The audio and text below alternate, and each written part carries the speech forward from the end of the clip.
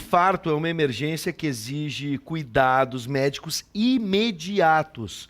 Mas e se não for possível levar a pessoa a um hospital o mais rápido que a gente pode? É sobre essas dúvidas que a gente tem a respeito do infarto do miocárdio que a gente vai tratar agora no quadro Primeiros Socorros.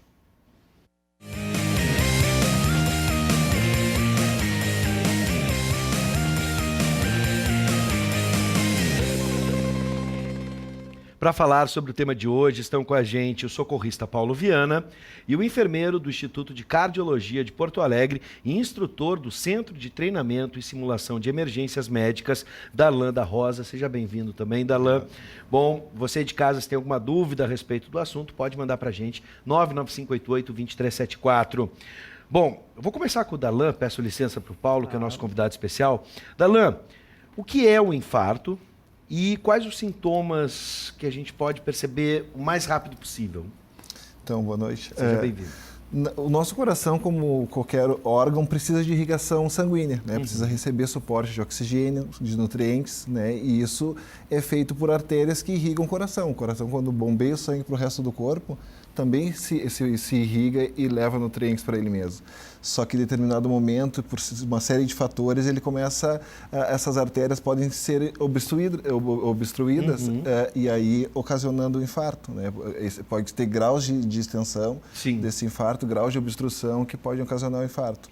Quais os sintomas que a gente pode perceber, ou que até mesmo as pessoas podem perceber, ou a gente pode perceber que podem, né, indicar um infarto? Eu sei que no primeiro momento a gente não tem equipamentos para definir, é infarto, mas o que pode nos levar a uma suspeita? Popularmente se fala em dor no peito, né? Mas e quando a pessoa que é leiga pensa em dor no peito, se ela está sentindo aquele sintoma, ela acaba pensando que isso não é um infarto, né? E normalmente isso é um desconforto que não surge de maneira tão intensa na maioria das vezes. Ele pode ser assim como entendido como uma indigestão, né? Esse desconforto torácico, e ainda popularmente também se entende que isso tem dormência do braço esquerdo, mas também isso normalmente se apresenta de outras formas, para ambos os braços, para outros locais do corpo, ou não está presente essa dormência. Então, às vezes a pessoa tem esse desconforto torácico, e isso vai se estendendo e ela não procura ajuda por ela lembrar que é dor no peito. Né? Então, isso normalmente se apresenta. O que pode estar associado com esse desconforto torácico? Muitas vezes esse paciente pode começar a suar, né? Ele começa a sentir falta de ar, ele pode ficar tonto até chegar a desmaiar, né? Por conta desse desconforto torácico que ele está apresentando. Bom, pelo que eu percebi, é traiçoeira, né, a identificação do infarto, mas na dúvida é melhor a gente desconfiar. Exatamente. Pelo que eu entendi, é só uma dorzinha no peito, amanhã a gente resolve, isso aqui é um amor mal resolvido. Não, a gente não pode bobear numa situação dessa. Exato, né? exato. Muitas vezes isso vai se estendendo, isso pode agravar o grau dessa lesão, né? E tem um cardiologista que trabalha junto com a gente que ele costuma dizer, qualquer desconforto que esse paciente sentir abaixo da orelha ou acima do umbigo, tem que desconfiar de um infarto. Claro. Né? E como profissional de saúde tem que avaliar e tem que olhar isso pensando que possa ser um infarto. Bom, Paulo, agora, o que a gente pode fazer para ajudar numa situação dessa? A pessoa está desconfiada que está tendo um infarto, ou a gente mesmo identifica, olha, tu está com uma dor no peito, cara, tu está suando demais, isso pode ser um infarto. O que a gente pode fazer numa situação dessas? Bom, a conduta correta, né, como o enfermeiro Darlan ali, então, falou, né, sentiu, então, né, esses sinais, esses sintomas, a medida correta, né, é procurar uma ajuda médica, tá? Chamar o socorro, né, ou ir, né, até o socorro imediatamente. Tá? Porque essa pessoa precisa passar por uma avaliação médica. Tá? Claro, né? Ir até a emergência se ela tiver condições. Se não tiver condições, como a gente falou no início da conversa, olha, tô no acampamento, a gente tá lá reunido, comemos um churrasco, aquela coisa toda, alguém foi jogar bola, se passou, né? Atletas de finais de semana, a gente vai falar sobre isso amanhã, tá? Atenção você, chega o verão, os caras acham que são jogador de futebol, né? Aquelas coisas todas, e resolvem fazer tudo quanto é tipo de esporte. Olha, o que eu já ouvi de situações de pessoas de atletas de final de semana que foram pro infarto, não é brincadeira, mas voltando. Sim, e tem que ter muito cuidado, né, Bibi? Especialmente quando a gente vai realizar alguma atividade física. Sim. Né? Voltando então, né, o que a gente faz, né? Identificou ali, né, os sinais e os sintomas, né? Se está sozinha, a pessoa está sozinha em casa, né? pede ajuda, tá? Liga para uma emergência, né? Ou se ela tiver condições, então vá até uma emergência, né? Daí entra também aquela questão, né? Que às vezes na maior parte das pessoas às vezes já são portadores, né, de cardiopatia ou já tiveram infarto, tá? Que conforme prescrição médica, então acabam tomando algum tipo de medicamento. Tá? E se o próprio cuidador, então, desse idoso, né, ou a própria família, ou a própria pessoa, então, né, ela percebeu, né, esses sinais e sintomas, né, que ela possa, então, estar tendo, né, um infarto naquele momento, então ela pode tomar, né, o próprio medicamento ali prescrito pelo médico até a chegada do serviço de emergência. Sim. Tá? Exceto isso, né, não faz uso de nenhum tipo de medicamento, então, o indicado é não, né, essa pessoa então fazer uso e não administrar nenhum tipo de medicamento para essa pessoa. Tá? Agora, Darlan, por exemplo, o Paulo acabou de citar idosos, né? E realmente a gente tem, né, um índice maior de incidentes de infarto com pessoas com mais idade. Agora, isso pode acontecer com pessoas mais jovens, né? E aí, no dito popular, as pessoas costumam dizer que o infarto numa pessoa jovem costuma ser fulminante, né? Existe também essa relação? Os jovens também correm risco e talvez um risco maior no caso do infarto?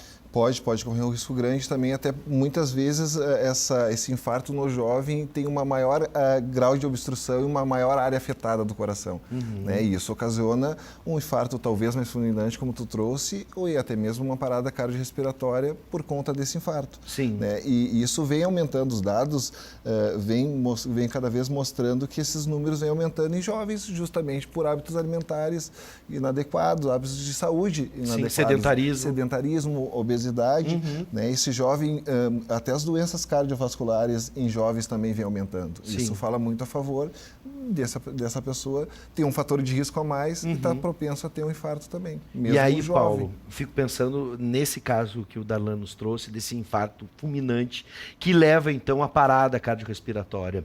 O que a gente deve fazer? Realizar as manobras, lembrando que as manobras já estão disponíveis no nosso canal no YouTube. É só você entrar lá no espaço da Ubra TV, no canal da Ubra TV, e tem o quadro Primeiros Socorros. Ali o Paulo demonstra as manobras para manobras cardio... Sempre esqueço o nome, eu tenho que reanimação cardiopulmonar. Reanimação, porque o nome não é fácil, né? Também, reanimação cardiopulmonar, sim. Popularmente conhecida pela sigla... RCP. Exatamente. Obrigado. Eu sou um bom aluno, Paulo, estou indo bem. Vamos lá. Bom, Bives, então isso pode acontecer. Pois é. Né? A pessoa então começar ali, né, com aquela dor no peito, né, e evoluir para um infarto e evoluir para uma parada cardiorrespiratória.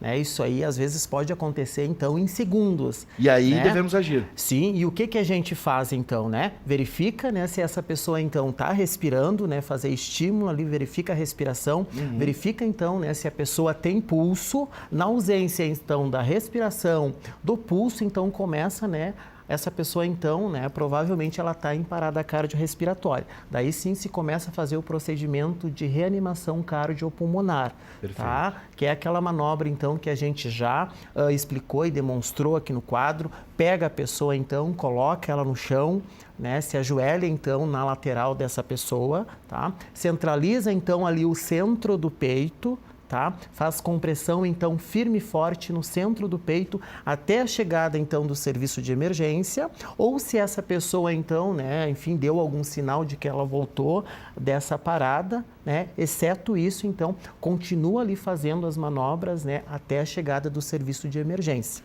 Perfeito. Tá? Darlan, para a gente fechar, o que a gente pode fazer para prevenir? Falaste em bons hábitos, né? O que a gente pode fazer para deixar o infarto longe, pelo menos essa probabilidade, possibilidade, longe da nossa vida? Exato, bem em cima do que são os fatores de risco, né? Obesidade, né? Então vou trabalhar contra isso, hábitos alimentares, uma dieta pobre em sódio, carboidratos, gorduras, né? Tudo isso fala a favor de um melhor hábito. Atividades físicas, né? Se eu já tive um infarto, ou se eu sou propenso, ou se eu tenho história, são itens não modificáveis. A idade e a história familiar tu não tem como mudar, mas hábitos alimentares, atividade física tu tem como agregar. Se tu tem um colesterol alto, tu tem como tratar isso, assim como o diabetes, hipertensão são fatores de risco. Só acrescentando ainda no que o Paulo trouxe em relação a esse paciente ficou desacordado, bom, eu tenho que saber se ele está respondendo, eu tenho que já chamar um serviço de emergência. Isso é fundamental, né? O SAMU, que é a nossa referência aqui, 192, eu tenho que já tentar chamar um serviço de emergência e verificar se esse paciente está respirando. A pessoa que é leiga, ela talvez tenha dificuldade de palpar o pulso, né? Então, só a ausência de respiração numa pessoa que não está respondendo, essa pessoa já deve iniciar os procedimentos de manobra de ressuscitação. E só para fechar, vocês no Instituto de Cardiologia de Porto Alegre, vocês com que frequência costumam recomendar a visita a um cardiologista, um check-up anual? A partir de que idade, com que frequência? Anualmente, a partir de que idade? Hoje, atualmente, essa faixa etária de 20 a 39 anos, como a gente falou, vem aumentando muito a chance. Então, se tu tem história familiar, tem que fazer esse check-up frequentemente. Um paciente que já tenha tido infarto, tem histórico, tem que fazer isso de rotina também. Perfeito. Exato. Bom, eu quero agradecer a presença do enfermeiro Darlan da Rosa e também com o Paulo Viana, que é o titular aqui do quadro, sempre agradecendo a tua presença, as informações e também os nossos convidados especiais que tu tens trazido com frequência aqui. Lembrando que esse quadro tem a força da Canoas Day Home, uma empresa especializada em cuidados para idosos e pessoas a partir dos 50 anos e dispõe de uma equipe multiprofissional qualificada. Atenção para o ano que vem, as famílias que estão procurando um atendimento com qualidade, muito carinho para o vovô e para a vovó. A nossa dica é a Canoas Day Home, procure os profissionais da Canoas Day Home. E você que está procurando uma vaga no mercado de trabalho, a gente estava falando agora há pouco, a profissão de cuidador de idosos é a profissão que mais cresce e a que mais vai crescer no país nos próximos anos. Então anote aí, a Canoas Day Home oferece atendimento domiciliar e assistência gerontológica e também oferece o curso completo de cuidador de idosos. Fique esperto, a Canoas Day Home Soluções Gerontológicas e de Saúde fica na rua Tiradentes, 130, sala 106, bem no centro de Canoas. Para mais informações, anote aí, canoasdayhome.com.br ou ligue 519987-36863 ou 51-3785-6467. Estamos esperando os próximos profissionais que a Canoas Day Home vai formar para o ano de 2020, Paulo. É isso aí, Bives. Então, a gente sempre recomenda a Canoas, uma ótima empresa, né? E também agora chegando as festas de final de ano, de repente, né, as famílias lá precisam, né, de um cuidador ali para cuidar ali do seu familiar, férias, ou até mesmo para as férias, né? É só entrar em contato, então, ali com a equipe, né, da Canoas, que prontamente ali irá passar todas as informações ali certinho para esse familiar. Obrigado, Paulo. Até semana que vem, tá bom? E até semana que vem. Tchau, se cuidem.